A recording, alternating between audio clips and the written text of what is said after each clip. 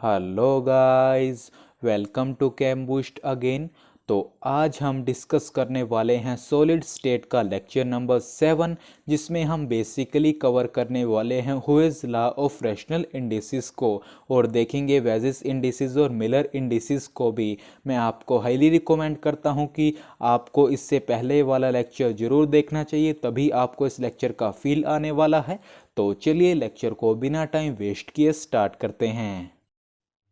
तो चलिए dear students, अब हम अंडरस्टैंड करने की कोशिश करेंगे हुइज लॉ ऑफ रैशनल इंडिसेस को। बेसिकली ये हमारे पास श्रीमान आरजे हुइज जी ने 1783 में ये लॉ हमें दिया था, और अब हम फील लेने की कोशिश करते हैं कि आखिर हुइज लॉ ऑफ रैशनल इंडिसेस हमें क्या कहना चाहता है। ध्यान से सुनिएगा। अब देखिए डियर, अगर हमें किसी क्रिस्टल की ज्योमेट्री को कंप्लीटली स्पेसिफाई करना हो तो हम हेल्प लेते हैं क्रिस्टलियोग्राफिक एक्सिस की, जो कि एक पॉइंट पर मीट कर रही होती हैं, और उस पॉइंट को हम नाम देते हैं ओरिजिन। ये बात ऑलरेडी हम डिस्कस कर चुके हैं हमारे क्रिस्टलियोग्राफिक एक्सिस वाले लेक्चर में। क्या कहना चाह रहा हूँ, मान लीजिए ये हमारे पास क्रिस्टल है, ये क्यूब एक क्रिस्टल है। अगर हमें इसकी ज्योमेट्री को कम्प्लीटली स्पेसिफाई करना हो तो हम हेल्प लेंगे क्रिस्टलियोग्राफिक एक्सिस की, और इस केस में हमने जो क्रिस्टलियोग्राफिक एक्सिस ली है वो हैं x axis, y axis, z axis. ये तीनों की तीनों म्यूचुअली परपेंडिकुलर हैं और ये एक पॉइंट पर मीट कर रही हैं, और इस पॉइंट को हम क्या नाम देते हैं, ओरिजिन। यही बात तो यहाँ लिखी है। The geometry of the crystal may be completely specified with the help of crystallographic axes meeting at a point origin। आगे चलते हैं।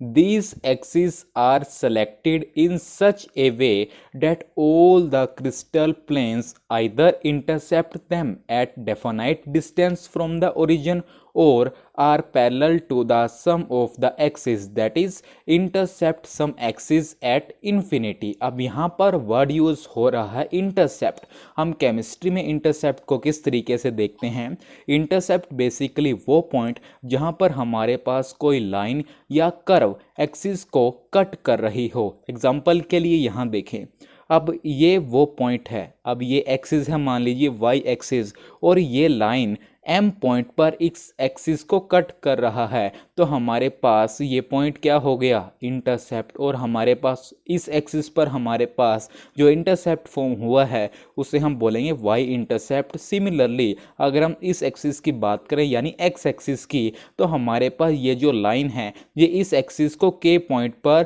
कट कर रही है, तो ये पॉइंट हो गया हमारे पास इंटरसेप्ट। और हमारे पास एक्स एक्सिस पर जो इंटरसेप्ट फॉर्म होगा उसे हम बोलेंगे x intercept in chemistry. Mathematically में मैं नहीं बात करता। तो अब देखिए हमारे पास ये कहता है कि हमें जो ये एक्सिस हमने चूज़ की है वो कुछ इस तरीके से चूज़ करनी है कि हमारे पास या तो जो क्रिस्टल के प्लेन्स हैं वो इन एक्सिस के पैरेलल हो, या हमारे पास जो प्लेन्स हैं इन एक्सिस को कुछ डेफिनाइट डिस्टेंस पर फ्रॉम द ओरिजिन इंटरसेप्ट कर रहे हो।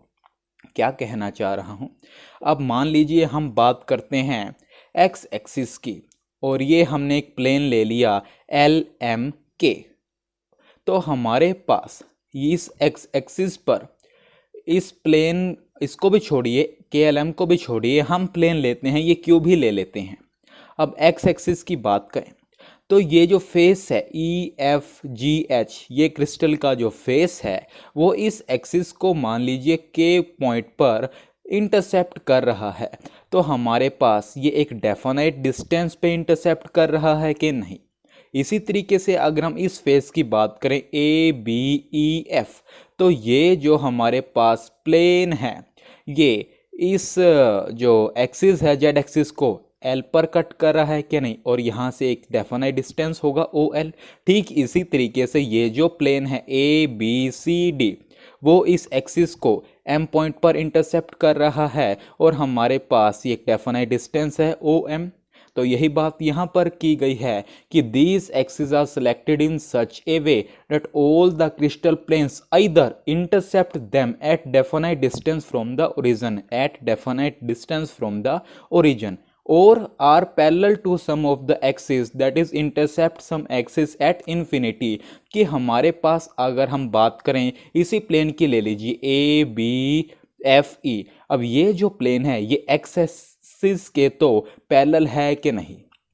और इसी तरीके से अगर हम बात करें सी डी जी एच, ये भी एक्स एक्सिस के पैरेलल है कि नहीं। तो इस केस में हम बोलेंगे कि यहाँ पर हमारे पास इन प्लेन्स ने एक्सिस को इंटरसेप्ट किया है इन्फिनिटी पर, क्योंकि हमारे पास ये पैरेलल हैं। इसका मतलब कि इन्फिनिटी पर इंटरसेप्ट है कि हमारे पास ये जो प्लेन्स हैं उन्होंने इन एक्सिस को कहीं पर भी कट नहीं किया है। यही बात हमने यहाँ लिखी है कि हमारे पास either intercept them at definite distance from the origin or are parallel to some of the axis that is intercept some axis at infinity। आई बात समझ में। अब अगर हमने जो इंटरसेप्ट्स फॉर्म हुए हैं क्रिस्टल के प्लेन्स की वजह से उन्हें हम मेज़र करें इन क्रिस्टेलियोग्राफिक एक्सिस से, तो हमारे पास एक जनरलाइजेशन आती है। वो जनरलाइजेशन ही हमारे पास लॉ ऑफ रैशनल इंडिसेस कहलाती है। अब वो जनरलाइजेशन क्या है उसे देखिए। The intercepts made by any plane or face of the crystal on the crystallographic axis are either पहला equal to the unit intercepts ABC, second simple whole number multiple of them जैसे कि 2A 2B 3C, third one or two intercepts may be infinity if the plane or the face is parallel to one or the two axis that is plane or the face does not cut or the two axis. क्या कहना चाह रहा है कि अगर हम बात करें किसी क्रिस्टल के फेस की जिसने इंटरसेप्ट्स को मेड किया क्रिस्टेलियोग्राफिक एक्सिस पर, वो या तो इक्वल होंगे यूनिट इंटरसेप्ट्स के। अब यूनिट प्लेन मान लीजिए एल एम के, ये हमारे पास यूनिट प्लेन है और इसने जो इंटरसेप्ट्स फॉर्म किए हैं उन्हें हम बोलेंगे यूनिट इंटरसेप्ट्स, वो है ए बी सी। तो ये कह रहा है कि हमारे पास अगर हम क्रिस्टल के किसी फेस की बात करें जिसने इंटरसेप्ट फॉर्म किए इन एक्सिस पर, वो या तो यूनिट इंटरसेप्ट्स के इक्वल होंगे या इनके होल मल्टीपल होंगे। एग्जाम्पल के लिए 2A 2B 2C देखिए होल नंबर मल्टीपल है, या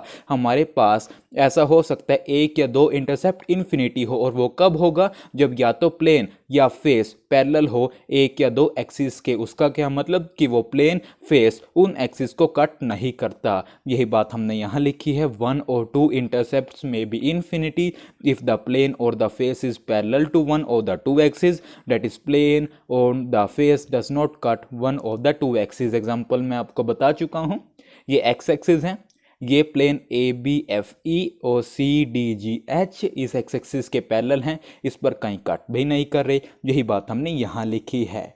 आया फील थोड़ा हुइज लॉ ऑफ रैशनल इंडिसेस का।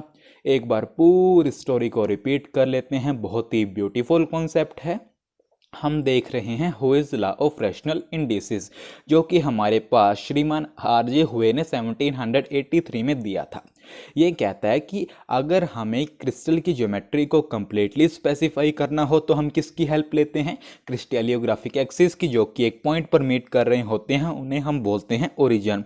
और हमने इन एक्सिस को कुछ इस तरीके से सिलेक्ट करना है कि हमारे पास क्रिस्टल के जो सभी प्लेन्स हैं वो या तो इन एक्सिस को इंटरसेप्ट कर रहे हों at definite distance from origin, या हमारे पास जो क्रिस्टल के प्लेन्स हैं वो इन एक्सिस के पैरेलल हो, यानी उस केस में इंटरसेप्ट हमारे पास इन्फिनिटी पर हो। उसके बाद हमने देखा कि अगर हमने जो इंटरसेप्ट फॉर्म किए हैं किसी क्रिस्टल के फेस ने या किसी प्लेन ने, तो अगर हम उन्हें मेज़र करें इन थ्री एक्सिस के हेल्प से, तो हमारे पास एक जनरलाइजेशन आती है और उसी जनरलाइजेशन को हम बोलते हैं लॉ ऑफ रैशनल इंडिसेस। क्या है लॉ ऑफ रैशनल इंडिसेस, यानी क्या है वो जनरलाइजेशन कि हमारे पास अगर किसी प्लेन या क्रिस्टल के फेस ने इंटरसेप्ट फॉर्म किए हैं वो या तो यूनिट इंटरसेप्ट जो हैं उसके इक्वल हों, हम कई बार यूनिट प्लेन वर्ड भी यूज़ कर देते हैं, या उनके होल नंबर मल्टीपल हों जैसे 2A 2B 3C, या हमारे पास हो सकता है कि एक या दो इंटरसेप्ट इन्फिनिटी हो, यानी हमारे पास जो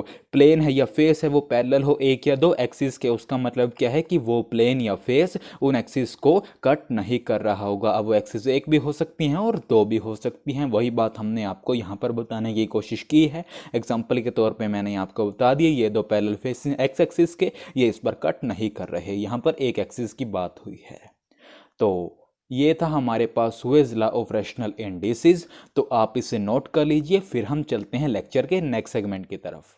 तो चलिए डियर स्टूडेंट्स, अब अगर हमें किसी क्रिस्टल प्लेन या फेस की आइडेंटिफिकेशन करनी हो या हम वर्ड यूज़ कर देते हैं डिज़ाइनेशन, तो हम बेसिकली टू मेथड्स का यूज़ करते हैं, जिसमें सबसे पहला है in terms of Weiss indices और सेकंड होता है हमारे पास in terms of Miller indices. सबसे पहले हम अंडरस्टैंड करने की कोशिश करते हैं वेजिस इंडिसेस की टर्म में।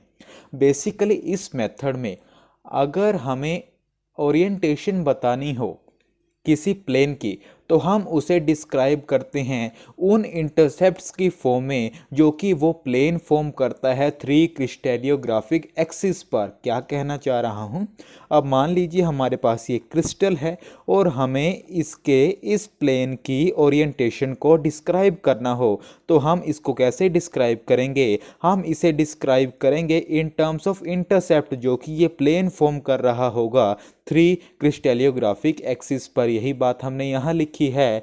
इन this method the orientation of a plane is described in terms of the intercepts made by the plane और three crystallographic axis. Clear?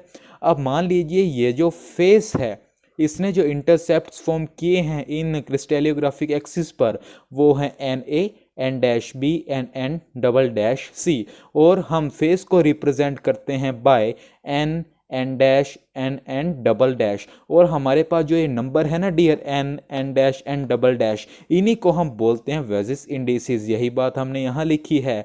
The number N, N dash, N double dash thus used to represent a face are called Weiss indices. की हमारे पास जो ये number हैं N, N dash, N double dash, जिनका use हमने किया है फेस को रिप्रेजेंट करने के लिए, उन्हें हम बोलते हैं वेजिस इंडिसेस। लेकिन हमारे पास इस मेथड का हम नहीं यूज़ करते। इस मेथड को हमने रिप्लेस कर दिया है बाय मिलर इंडिसेस। उसको हम अच्छे तरीके से पढ़ते हैं लेक्चर के नेक्स्ट सेगमेंट की तरफ, तब तक आप इसे नोट कर लीजिए। तो चलिए डियर स्टूडेंट्स, हमारे पास जो सेकेंड मेथड है वो है in terms of Miller indices. तो हमारे पास इस मेथड में हम बेसिकली क्या करते हैं, हमारे पास जो वो नंबर्स थे ना डियर, एन, एन डैश और एन डबल डैश, मतलब जो ए बी सी के कोफिशिएंट्स थे वेजिस इंडिसेस में, हम क्या करते हैं उनका रेसिप्रोकल लेते हैं और डिनोमिनेटर्स का एलसीएम लेते हैं और रेसिप्रोकल से मल्टीप्लाई कर देते हैं। और मल्टीप्लाई क्यों करते हैं? ताकि हमारे पास जो रेसिप्रोकल्स हैं हम उन्हें इंटीजर्स की फॉर्म में एक्सप्रेस कर सकें। तो मल्टीप्लाई करने के बाद जो हमारे पास इंटीजर्स ऑब्टेन होते हैं उन्हीं को हम बोलते हैं मिलर इंडिसेस। यही बात हमने यहाँ लिखी है।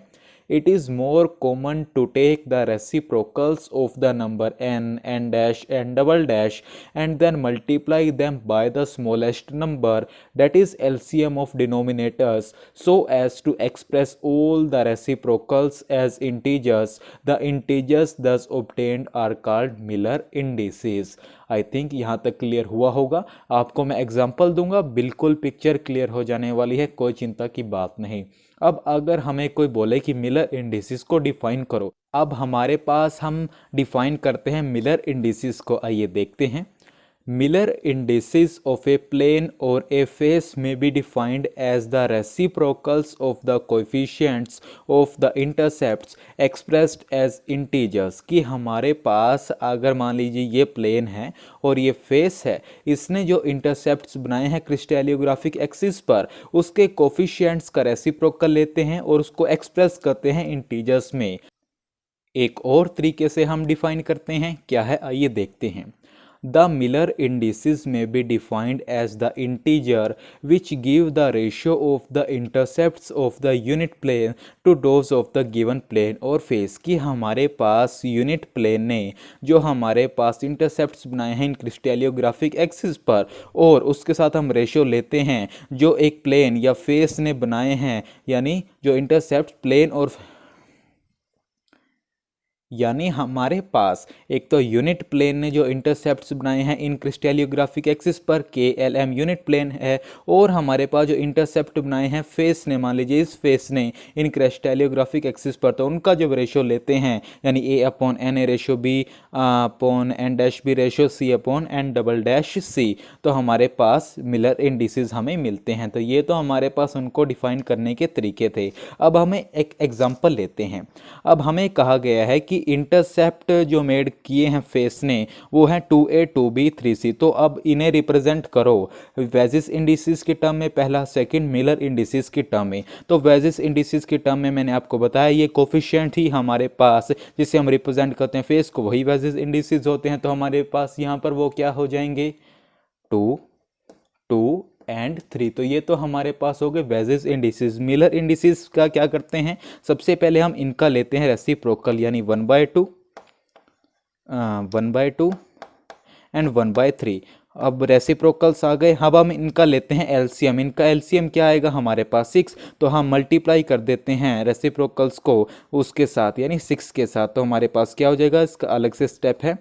तो हमारे पास इसके बाद हम जब 6 से मल्टीप्लाई करते हैं, 6 इंटू 1/2, 6 इंटू 1/2, 6 इंटू 1/3। तो हमारे पास क्या आ गए ये करके 3 3 2। और हमारे पास जब हम मिलर इंडिसेस को रिप्रेजेंट करते हैं उसको हम लिखते हैं ब्रैकेट में 3 3 2। ये याद रखिएगा कि हमारे पास जो फेस है उसे हम कैसे रिप्रेजेंट करेंगे मिलर इंडिसेस की टर्म में, 3 3 2। तो it is all about Miller indices. आप इसे नोट कर लीजिए, फिर मैं मिलर इंडिसेस पर एक दो प्रॉब्लम और ले लेता हूं और इस टॉपिक को फिनिश कर देता हूं। तो चलिए डियर स्टूडेंट्स, अब हम प्रॉब्लम लेते हैं एक मिलर इंडिसेस पर। उनको कैसे सॉल्व करना है मैंने आपको ऑलरेडी बता दिए हैं, लेकिन फिर भी आप नोट बनाकर मेंशन कर लीजिएगा। Steps for obtaining the Miller indices. सबसे पहला स्टेप है take the reciprocals of coefficients of the intercepts made by the plane. कि हमारे पास जो प्लेन इंटरसेप्ट्स फॉर्म किए हैं हम उनके कोफिशिएंट्स का रेसिप्रोकल लेंगे, सबसे पहला स्टेप। सेकंड स्टेप कि हम उनके डिनोमिनेटर्स के एलसीएम के साथ रेसिप्रोकल्स को मल्टीप्लाई कर देंगे ताकि हम उन्हें इंटीजर्स में कन्वर्ट कर सकें और वहीं से हमें मिलर इंडिसेस मिल जाएंगे। उसी को मद्देनजर रखते हुए हमने आपको ये प्रॉब्लम दी है, क्या है, calculate the Miller indices for the plane making intercepts 2A 3B and 4C along the 3 crystallographic axes. बिल्कुल सिमिलर तरीके से है जैसा मैंने आपको एग्जांपल दिया था। आप पॉज बटन की हेल्प लेकर खुद से एक बार ट्राई करें, अदरवाइज हम डिस्कस करेंगे ही। तो चलिए कर लिया ट्राई, आइए देखते हैं। सबसे पहला स्टेप क्या है उसे इम्प्लीमेंट करते हैं कि हमें जो इंटरसेप्ट्स फॉर्म किए हैं प्लेन ने उसके कोफिशिएंट्स का रेसिप्रोकल लेंगे। पेपर में आप बहुत अच्छे तरीके से लिखिएगा कि given intercept this and that. तो सबसे पहला स्टेप इम्प्लीमेंट करते हैं कि जो कोफिशिएंट्स हैं इंटरसेप्ट्स के उनका रेसिप्रोकल लेते हैं 1/2, 1/3 और हमारे पास 1/4। सेकंड स्टेप क्या है हमारे पास कि हमने इनके एलसीएम के साथ रेसिप्रोकल्स को मल्टीप्लाई करेंगे। क्या आएगा इनका एलसीएम, हमारे पास आई थिंक 12 आएगा। तो हमारे पास हम हर एक को मल्टीप्लाई कर देते हैं 1/2, 12 इंटू 1/3, 12 इंटू 1/4। तो हमारे पास क्या आ गया 6 4 3। और मैंने आपको बताया कि कैसे हम रिप्रेजेंट करते हैं फेस को मिलर इंडिसेस की टर्म में, ब्रैकेट 6 कोई कॉमन नहीं, 6 4 3। तो ये हमारे पास इसका आंसर हो गया। आई थिंक आप सभी का ये ठीक हुआ होगा। तो it is all about today. Her lecture की तरह समराइज करते हैं हमने क्या क्या किया। सबसे पहले हमने डिस्कस किया लॉ ऑफ रैशनल इंडिसेस, या जिसे हम हुएज लॉ ऑफ रैशनल इंडिसेस भी बोल देते हैं। उसके बाद हमने आइडेंटिफिकेशन ऑफ क्रिस्टल फेसेस या प्लेन्स के दो मेथड देखे। पहला था वेजिस इंडिसेस, दूसरा था इन टर्म्स ऑफ मिलर इंडिसेस, जिनको मैंने बहुत ही अच्छे तरीके से आपको बता दिया है। होपफुली लेक्चर्स आपको काफ़ी पसंद आ रहे होंगे, आपके लिए काफ़ी बेनिफिशियल होंगे। आप अपनी फीडबैक हमें कमेंट सेक्शन में ज़रूर दें और इन लेक्चर्स को अपने फ्रेंड्स के साथ भी ज़रूर शेयर करें ताकि उन्हें भी इनका बेनिफिट्स मिल सके। तो चलिए till next video, keep learning keep growing.